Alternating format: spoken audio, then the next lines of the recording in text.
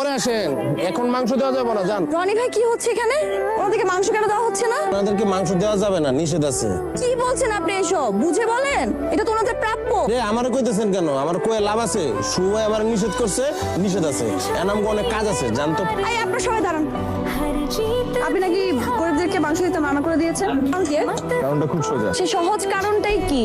আপনাকে বলতে পারি, কিন্তু আমাকে 500 টাকা চাঁদা দিতে হবে। 500 টাকা? কোনটা কিছু বলেন? প্রতি বছর আমরা কোরবানি কেন দেই? যেন গরিব লোকেরা, যাদের সারা বছর মাংস খাওয়ার সৌভাগ্য হয় না, তাদের জন্য একটু মাংসের ব্যবস্থা করে দেওয়া, রাইট? এগুলো রান্না করার জন্য কি কি লাগে? তেল, মরিচ, নুন, মশলা আর অনেক কিছু। এগুলোর অভাবে অনেকে কি করে জানেন? ওরা বাজারে গিয়েই মাংসগুলো কম দামে বিক্রি করে দেয়। আমাদের ঢাকাতেও করে।